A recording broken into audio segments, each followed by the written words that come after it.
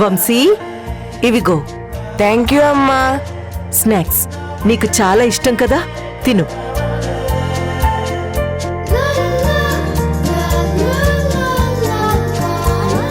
అమ్మ ఝాన్సీ, ఇదిగో ఈ స్నాక్స్ తీసుకెళ్లి స్వీటీకివ్వు. అక్కర్లేదు మేడం, హాస్పిటల్ క్యాంటీన్లో అన్ని దొరుకుతాయి. మళ్ళీ ఇక్కడి నుంచి తీసుకెళ్ళడం ఎందుకు? అదేంటమ్మా అలా అంటున్నావు? ఇవి స్వీటీ కోసమని నా చేతులతో నేనే చేశాను. నో అబ్జెక్షన్ నోట్ మీద కూడా మీ చేతులతో మీరే సంతకం పెట్టారు కదా మేడం. ఏంటి మేడం ఇది? మీరు కూడా ఇలా చేస్తారని అనుకోలేదు. అంటే ఈ ఇంట్లో వాళ్లతో మీరు కూడా కలిసిపోయారు కదా, మీకు కూడా స్వీటీని వాళ్ళకి అప్పగించాలని ఉంది కదా. ఝాన్సీ, అలా అనొద్దు. స్వీటీ అంటే నాకు ప్రాణం. తనను వదులుకోవడం నాకు అస్సలు ఇష్టం లేదు. మరైతే సంతకం ఎందుకు పెట్టారు మేడం? అసలు ఆ నోట్ మీద సంతకం పెట్టడానికి మీకు మనసు ఎలా వచ్చింది? మనసు చంపుకొని పెట్టానమ్మా. ఎందుకు మేడం? ఆ అవసరం మీకే ఉంది. అంటే మీ మనవరాలు మీ నుంచి దూరం అయినా పర్వాలేదు కానీ మీరు మాత్రం ఎదురు చెప్పరన్నమాట. బయటికి చూపించని ప్రేమలు, కాపాడుకోలేని ప్రేమలు, మనసులో భారాన్ని బాధలు మొయ్యడం తప్ప మరేమీ ఉండదు మేడం. అమ్మా ఝాన్సీ. అవును మేడం, స్వీటీ మీద ఆకాశవంత ప్రేమను పెంచుకోవడం వల్ల మీకేం లాభం? ఇప్పుడు సంతకం పెట్టకుండా ఆగిపోయారా? లేదు కదా. అది కాదమ్మా, ఒకసారి నా సిచ్యుయేషన్ కూడా కొంచెం అర్థం చేసుకో. ఏం అర్థం చేసుకోవాలి మేడం?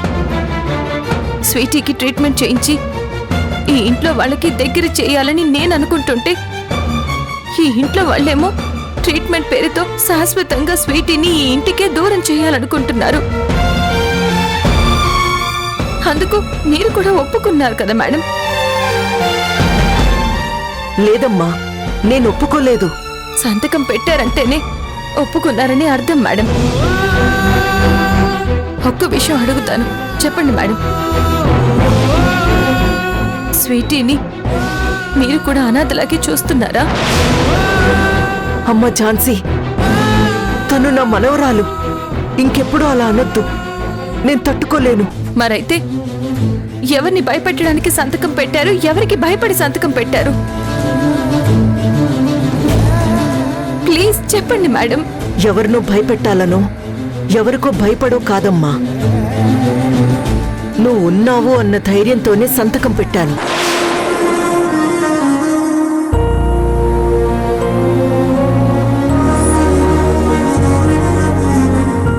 ఏంటి మేడం మీరంటున్నది? అవునమ్మా, నేను సంతకం పెట్టకపోతే ఇంట్లో చాలా గొడవలవుతాయి. ఇప్పుడు నేను సంతకం పెట్టినా కూడా వాటికి వాల్యూ ఉండదని తెలుసు కాబట్టే సంతకం పెట్టాను. ఎందుకంటే నువ్వుండగా స్వీటీని వాళ్ళకివ్వనివ్వవు. ఆ ధైర్యంతోనే నేనలా చేశాను. నిజం చెప్పాలంటే నేను సంతకం పెట్టే ముందు దేవతా స్వరూపంగా నువ్వు నా కళ్ళ ముందు కనిపించావు మేడం. అందుకే అంతా నువ్వు చూసుకుంటావన్న నమ్మకంతో సంతకం పెట్టాను. అమ్మ ఝాన్సీ, స్వీటీ విషయంలో ఈ ఇంట్లో వాళ్ళకన్నా నా కొడుక్కన్నా నిన్నే నేనెక్కువగా నమ్ముతున్నాను. స్వీటీని ఈ ఇంటి నుంచి దూరం చెయ్యాలని ఎవరెన్ని ప్లాన్స్ చేసినా, ఎన్ని పథకాలు వేసినా వాటన్నింటినీ నువ్వు తిప్పికొడతావని నాకు తెలుసమ్మా. అంతేకాని మరేవీ లేదు. ఇంటి బాధ్యతలు మోస్తున్నప్పుడు కఠినమైన పరిస్థితుల్లో కూడా మౌనంగా ఉండాల్సిందే, మనసు చంపుకోవాల్సిందే. ఈరోజు నేను అదే చేశాను. సారీ మేడం, మీరు కూడా సంతకం పెట్టారనే ఆవేశంలో ఏదేదో మాట్లాడేశాను. పర్వాలేదమ్మా. ఈ ఇంటి కోడలనైనందుకు, స్వీటీ విషయంలో, ఈ కుటుంబం చేసే పాపంలో నేను కూడా భాగమైనట్టే. ఈ నిందలు నిష్ఠూరాలు నాకు అక్షింతలుగా పడాల్సిందే. Madam please. ఇవి మాత్రం స్వీటీ కోసం తీసుకెళ్ళమ్మా. అలాగే మేడం.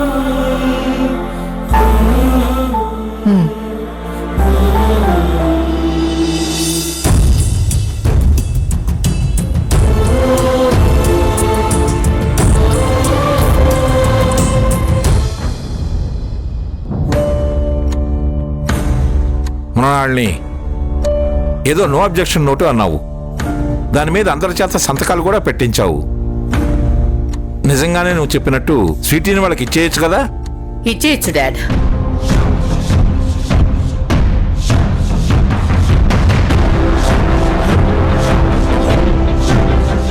కానీ నాకు ఒక్క విషయం అర్థం కావటం లేదు.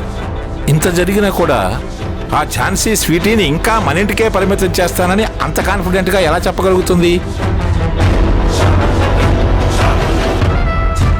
మళ్ళీ ఈ విషయం మీద జడ్జి గారి చేత చీవాట్లు తినేలా అయితే చెయ్యవు కదా నువ్వు?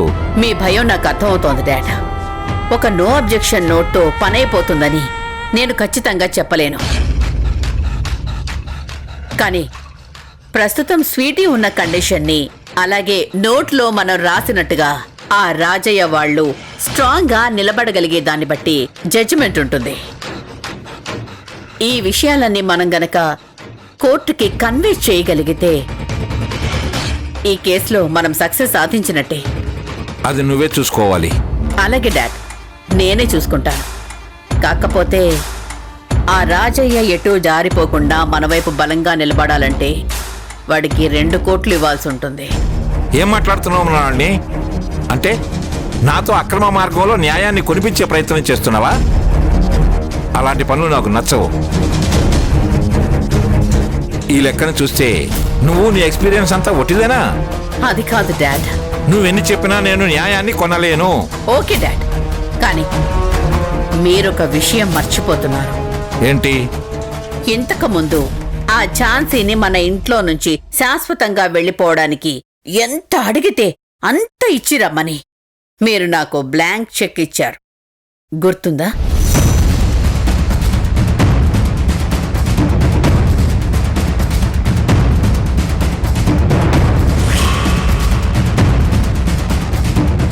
మరి దాన్నేమంటారు డాడ్? అంటే అప్పుడు ఝాన్సీ డబ్బులు ఆశించి ఇదంతా చేస్తుందేమో అనుకున్నాను. అందుకే ఆ డబ్బులేవో తన మొహాన్ని కొడితే వెళ్ళిపోతుందేమోనని అలా చేశాను. ఇది కూడా అలాగే అనుకోండి డాడ్. పోనీ స్వీటీ ట్రీట్మెంట్ కోసం వేరే డోనర్ని వెతికి తీసుకొచ్చామే అనుకోండి. ఆ డోనర్కి మనమే డబ్బులు ఇవ్వాలి కదా. అవును, డోనర్కి ఇచ్చినట్టే ఇప్పుడు రాజీకి ఇస్తున్నాం అనుకోండి. డాడ్, మనం చేసేది తప్పు కాదు, మోసం అంతకన్నా కాదు. మనకు కావలసింది ఏదో ఒక విధంగా ఆ స్వీటీని వదిలించుకోవడం, అలాగే దాని ప్రాణం కాపాడుకోవడం కూడా. దాని ఖరీదు ఈ 2 కోట్లు అనుకోండి. న్యాయాన్ని కొంటున్నామని మీరు గిల్టీగా ఫీల్ అవ్వకండి. వాళ్ళకి గిఫ్ట్ ఇస్తున్నాం అనుకోండి. 1 నెలలో మన కంపెనీలోంచి బయటకొచ్చే స్క్రాప్ నమ్మితే 2 కోట్లు వస్తుంది కదా డాడ్. ఎందుకు ఇంకా ఆలోచిస్తున్నారు? మనం వదిలించుకోవాల్సింది ఫ్యాక్టరీలో ఉన్న స్క్రాప్నే కాదు, ఇంట్లో ఉన్న చెత్తను కూడా. వాళ్లకు డబ్బులు ఇవ్వడం మీకు ఇష్టం లేకపోతే చెప్పండి, అదేదో నేనే ఇస్తాను. నువ్వేమి ఇవ్వక్కర్లేదు, నేనే ఇస్తాను. That's my dad. సరే, డబ్బులు ఎప్పుడు ఇవ్వాలో చెప్పు. ఇప్పుడే కాదు, దానికి కొంచెం టైం ఉంది డాడ్. మళ్ళీ టైం అంటావేంటి? ఏం లేదు డాడ్, ముందే ఆ రాజయ్య చేతికి డబ్బు అందితే వాడు మారే ఛాన్స్ ఉంది. అవసరం అవకాశాన్ని ఎలా వాడుకోవాలో వాడికి బాగా తెలుసు. వాడికి జిత్తుల మారే నక్క వినయం నటిస్తూనే ప్లేట్ మార్చేస్తాడు. వన్నస్సలు నమ్మలేం. అందుకే ఫస్ట్ స్వీటీ విషయంలో జడ్జిమెంట్ రావాలి, తనకి ట్రీట్మెంట్ జరగాలి. ఆ రాజయ్య తనని మన ఇంటి నుంచి వాడి ఇంటికి తీసుకెళ్ళిపోవాలి. ఆ ఝాన్సీ గర్వం నేల కూలాలి. అప్పుడు ఆ రాజయ్యకి 2 కోట్లు కాదు డాడ్, మీకు తోచినంత ఇవ్వండి. సరే, నీ ఇష్టం. నువ్వేం చేయాలనుకుంటున్నావో అది చెయ్యి. కానీ వాళ్ళు ఇంటి నుంచి బయటికి వెళ్ళేంత వరకు నాకు మాత్రం మనశ్శాంతి ఉండదు.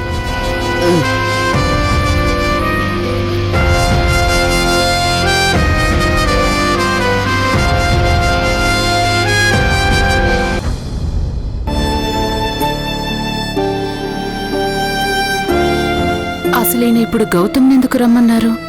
ఏం మాట్లాడతారు?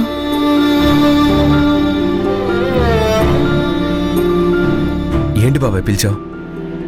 ఏం లేదురా, ఝాన్సీ గురించి మాట్లాడదామని రమ్మన్నాను. పాపం ఝాన్సీని చూస్తుంటే నాకు చాలా బాధగా ఉందిరా. నాతో సహా ఇంటిల్లిపాది ఝాన్సీని ఒంటరిదాన్ని చేశారు. తనకిప్పుడు మోరల్ సపోర్ట్గా నువ్వే ఉండాలిరా.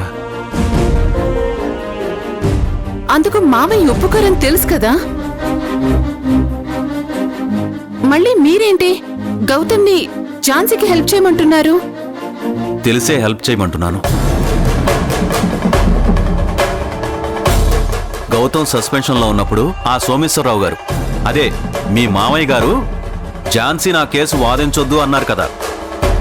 మరప్పుడు ఆయన గారి మాట విని ఉంటే ఇప్పుడు గౌతమ్ ఇలా బయట ఉండేవాడు కాదు కదా.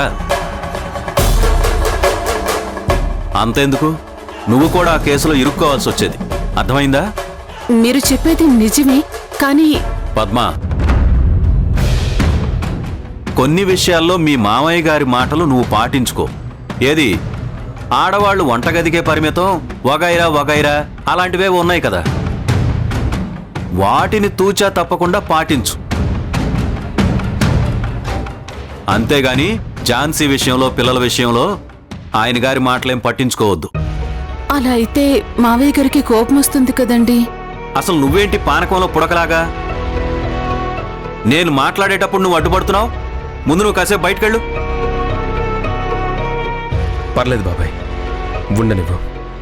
లేదురా, ఇది ఉంటే నన్నేం మాట్లాడనివ్వదు. అదెందుకు ఇదెందుకని ప్రశ్నల పరంపరతో నా బుర్ర తినేస్తుంది. ఇంకా ఉన్నావేంటి? వెళ్ళు, వెళ్ళమని చెప్తున్నాను కదా, వెళ్ళు. రేయ్ గౌతమ్, మా బాబు అన్న మాటలు నువ్వేం పట్టించుకోకురా.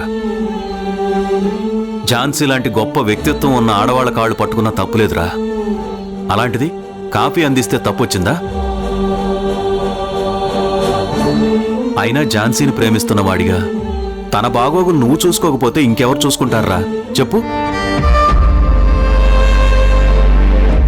హృదయస్పందన, రసస్పందన లేని మీ తాతయ్య మాటలకు విలువిస్తే జీవితంలో ఏది మిగలదరా. కానీ బాబాయ్, అడుగడుగునా ఝాన్సీ గారిని అవమానిస్తున్నారు కదా. అవునరా, నాకు చాలా బాధగా ఉంది. కానీ ఓ స్త్రీని అవమానించేటప్పుడు ధృతరాష్ట్రుడితో సహా భీష్ముడు కూడా కళ్ళు మూసుకున్నాడ్రా. అందుకే అంపశయ్య మీద అంతకంతా అనుభవించి ప్రాణాలు విడిచాడు. ఝాన్సీ విషయంలో నేను కూడా అంతే. బాబాయ్, ఏం మాట్లాడుతున్నావు నువ్వు? అవును గౌతమ్, ఝాన్సీని తలో మాట అంటుంటే నేనేం చేయలేకపోతున్నాను. అసలు నిజం చెప్పాలంటే ఆ పేపర్స్ మీద సంతకం చేయకుండా వాళ్ళని కడిగి పారేద్దాం అనుకున్నానురా. కానీ మీ బాబాయికి వాళ్ళు అవకాశం ఇవ్వలేదు. తప్పక తప్పించుకునే దారి లేక ఆ నో అబ్జెక్షన్ నోట్ మీద సంతకం చేశాను. కానీ గౌతమ్, ఆ నోట్ చెల్లకూడదు. స్వీటీని ఆ రాజయ్య వాళ్ళకి అప్పగించకూడదు. అవును బాబాయ్, ఆ రాజయ్య పోరంబోకు. ఖచ్చితంగా వాడిలా చేయటం వెనక ఏదో కుట్ర ఉందనిపిస్తుంది. కానీ అదేంటో అర్థం కావడం లేదు. నువ్వు ఝాన్సీకి అండగా ఉండకూడదని మీ తాతయ్య అంటున్నారు. కానీ నువ్వెప్పుడూ న్యాయం వైపు ఉండాలి నాన్న. అంటే ఝాన్సీ వైపు ఉండాలి. అలా అయితేనే స్వీటీ క్షేమంగా ఉంటుంది, మన ఇంట్లోనే ఉంటుంది. ఇప్పుడు ఝాన్సీ బలం, ధైర్యం అన్నీ నువ్వేరా. తనకి నీ అండుంటే చాలురా. ఖచ్చితంగా తనదే గెలుపు. అందుకే చెప్తున్నానురా, ఎట్టి పరిస్థితుల్లోనూ నువ్వు ఝాన్సీని ఒంటరిని చేయకు. ఎన్ని కష్టాలు వచ్చినా సరే తనకి తోడుగా నిలబడు. అర్థమైందా? అలాగే బాబాయ్. ఇప్పుడే కాదు, ఎప్పుడు ఝాన్సీ నాలో సగభాగమే. తన కష్టాల్లోనూ ఆనందంలోనూ నేనుంటాను. చాలా సంతోషం రా.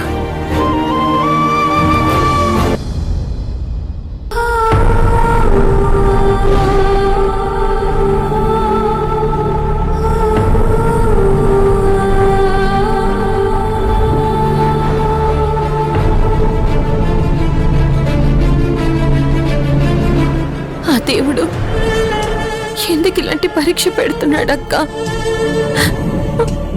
నన్నెందుకు ఇంతలా పరీక్షిస్తున్నాడు బావా?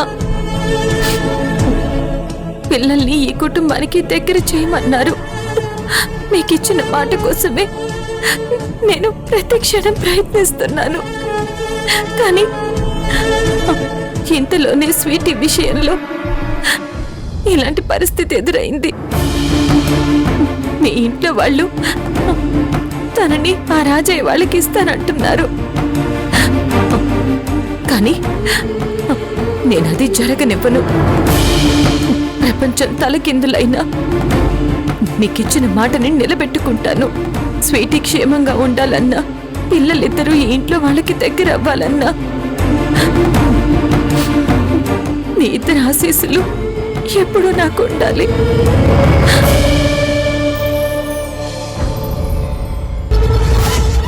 అయ్యో పాపం, లాయర్ ఝాన్సీ గారు ఏడుస్తున్నారు. అయినా ఇదేం బాలేదు. అందరి ముందు ధైర్యంగా పొగరుగా మాట్లాడి ఇలా మూలకొచ్చి ఒంటరిగా ఏడవడం ఏంటి? అసలు నీ దగ్గర నుంచి ఇది నేనెప్పుడు ఎక్స్పెక్ట్ చేయలేదు. ఇప్పుడు నా దగ్గరికి ఎందుకు వచ్చారు? నీతో పోట్లాడదామని వచ్చాను, కానీ చూస్తే నువ్వేమో ఇలా ఉన్నావు. ఏంటి, నన్ను ఫేస్ చేయలేనని అర్థమైందా? ఓటమి భయం పట్టుకుందా? అందుకేనా ఇలా కన్నీళ్లు పెట్టుకుంటున్నావు? I really pity you. నేను కన్నీళ్లు పెట్టుకుంది భయంతో కాదు మేడం, బాధతో. ఈ ఇంట్లో ఇంతమంది పెద్దవాళ్ళు గొప్పవాళ్ళు ఉన్నారు. ఎప్పటికైనా పిల్లల్ని దగ్గరికి తీసుకుంటారు అనుకున్నాను. కానీ వయసులో మాత్రమే పెద్దవాళ్ళు, డబ్బులో మాత్రమే గొప్పవాళ్ళు. అదే మనసులో మాత్రం ఆ పిల్లల కంటే చాలా చిన్నవాళ్ళని అర్థమవుతుంది. మీకసలు మనసాక్షి లేదనిపిస్తుంది. ఝాన్సీ అని నువ్వు అనుకుంటున్నావు. అయినా నువ్వెలా కన్నీళ్లతో బాధతో మాట్లాడుతుంటే నాకేం నచ్చట్లేదు ఝాన్సీ. కిక్కలేదు. ఎప్పుడు ఫైర్లా మాటలు విసురుతూ ఉంటావు కదా, చక్క చక్క ఛాలెంజ్లు చేస్తావు కదా, సై అంటే సై అంటావు కదా, అలా అలా మాట్లాడు. అప్పుడే నాకు కొంచెం బాగుంటుంది. కన్నీళ్లు పెట్టుకున్నంత మాత్రాన్న ఈ ఝాన్సీ భయపడినట్టు కాదు మేడం. అసలు ఈ ఝాన్సీకి భయం అంటేనే తెలీదు. సమస్యకి ఎదురెళ్ళి పోరాడమే తెలుసు. అందుకే కదా నిన్ను ఈ మృణాల్నికి బద్ధ శత్రువుగా డిక్లేర్ చేశాను. ఇప్పుడే నీ కౌంట్ డౌన్ స్టార్ట్ అయింది. దీనికే నీ దిమ్మ తిరిగిపోయింది. ఇక ముందు ముందు జరిగే వాటిని ఎలా ఫేస్ చేయగలవో.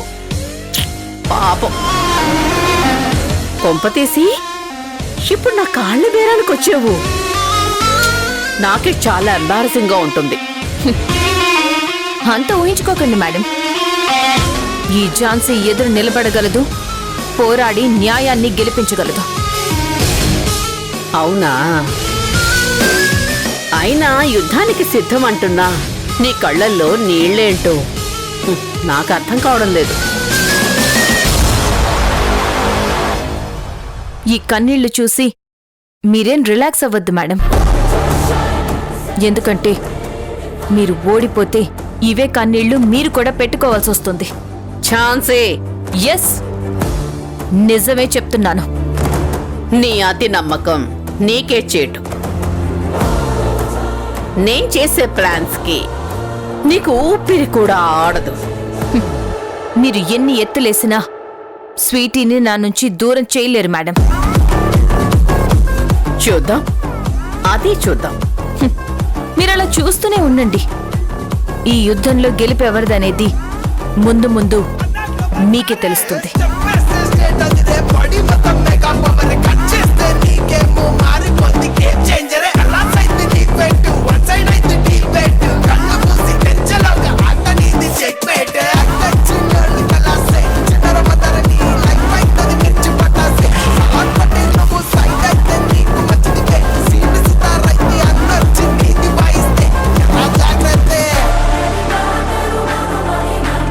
మీరు నాకు హెల్ప్ చేస్తున్నాను అనే భ్రమలో ఉన్నారు, అంతేకాని ఏ హెల్ప్ చేయడం లేదు.